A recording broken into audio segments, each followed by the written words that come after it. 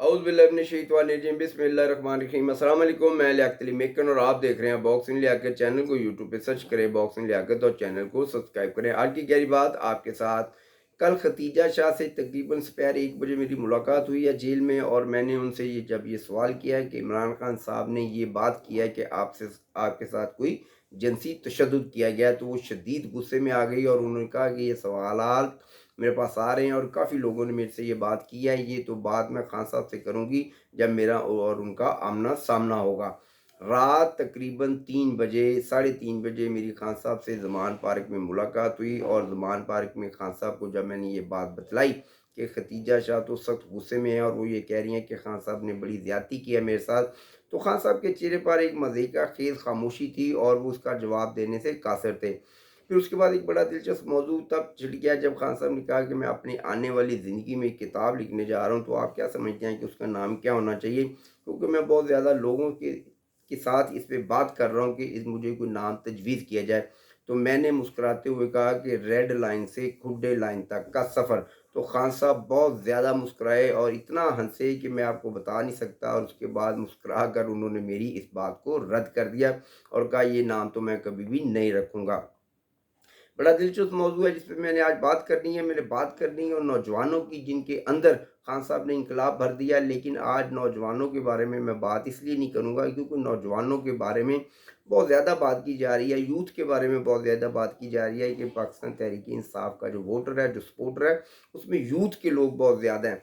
आज मैं बात करूँगा 40 से 45 साल से ऊपर के जो लोग हैं वो क्या सोचते हैं पाकिस्तान तहरीक इंसाफ के लिए, पहले क्या सोचते थे और अब क्या सोचते हैं, या अभी भी उनकी सोच वहीं पर अटकी है। बड़ा दिलचस्प मौजू है। उसके साथ साथ बुशरा बीबी की जो तलबी है नैब में 7 जून को, और वो ख़तरनाक दिन साबित हो सकता है पाकिस्तान तहरीक इंसाफ के लिए। मैं फिर कहता हूँ कि बुशरा बीबी की गिरफ्तारी के बाद ही इमरान खान को गिरफ्तार किया जाएगा। वहाँ पर क्या सवाल जवाब होंगे, वो कुछ ऐसे मौज़ूआत हैं मेरे पास, ऐसे सवाल भी मेरे पास मौजूद हैं, लेकिन वो मैं उनको डिस्कस नहीं करना चाहता क्योंकि कानून के एक अपना दायरा होता है और कानून के जो मामलात हैं उनमें हमें दखल अंदाजी बिल्कुल भी नहीं करनी चाहिए। आखिर खतीजा शाही का नाम क्यों लिया गया? इसके पीछे बहुत बड़ी वजह है क्योंकि खतीजा शाह पाकिस्तान आर्मी से रिलेटेड हैं। उनका जो ख़ानदान है उसकी पाकिस्तान आर्मी में एक बहुत बड़ा वक़ार है, एक बड़ा म्यार है उनका, और बहुत बड़ा नाम जुड़ा हुआ है खतीजा शाह के साथ पाकिस्तान आर्मी का। मैं उस शख्सियत का भी नाम नहीं लूँगा, मैं उनके ओहदे के बारे में भी बात नहीं करूँगा क्योंकि बहुत से लोग जानते हैं, लेकिन कम से कम जितने लोग नहीं जानते उन तक बात ना पहुँचे। लेकिन बात शुरू करने से पहले खतीजा शाह पे मैं ये ज़रूर एक वो चौधरी की मिसाल पंजाबी में दी जाती है कि चौधरी पंचायत लगा कर बैठा होता है तो एक मुजाहरा आता है, वो कहता है चौधरी साहब ਤੁਹਾਡੀ धी नस गई।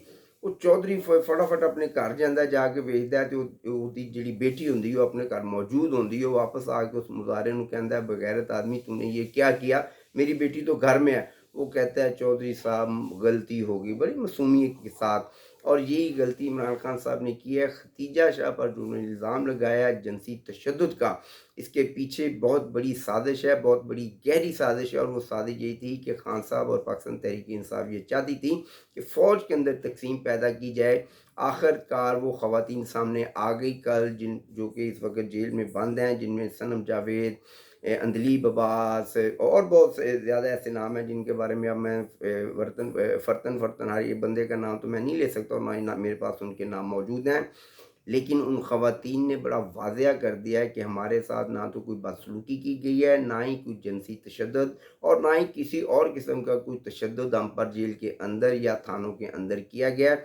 एक बड़ा ही भद्दा और बेहुदा इल्ज़ाम है जो कि हम पर लगाया जा रहा है। लेकिन अफ़सोस की बात यह है कि उनको ये पता ही नहीं है कि ये इल्ज़ाम लगाया किसने है। ये इल्ज़ाम पाकिस्तान तहरीक इंसाफ के कायद इमरान खान ने लगाया, जैसे कि उन्होंने शहबाज गिल के ऊपर लगाया था।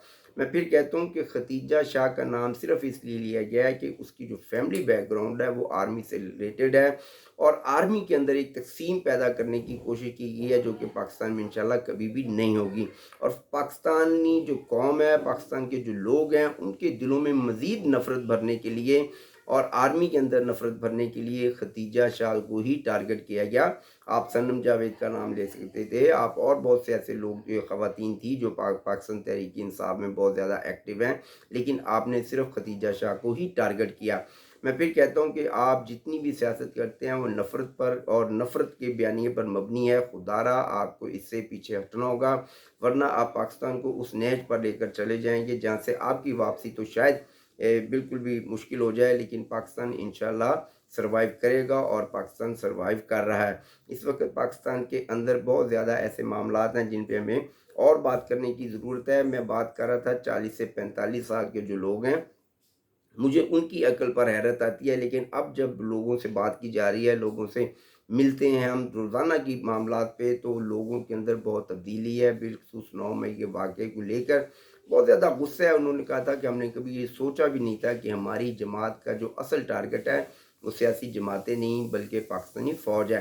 ہم بھی پاکستانی فوج کے بارے میں چھوٹی موٹی بات کرتے ہیں، اور وہ لوگ بھی کرتے تھے، لیکن اب وہ کہتے ہیں کہ پاکستانی فوج کے بارے میں بات کسی کو بھی نہیں کرنی چاہیے. وہ پاکستان کا بڑے منظم اور ایک بہترین ادارہ ہے، اور وہ پاکستان کی سالمیت کا ایک اہم ستون ہے، اور ساری پاکستان کی جو سالمیت ہے اس کی تمام تر ذمہ داری جو ہے پاکستان آرمی پر اور پاکستان کی جو فوج ہے اس پر ہے. لیکن عمران خان صاحب نے بہت زیادتی کی ہے ان لوگوں کو بھڑکانے میں.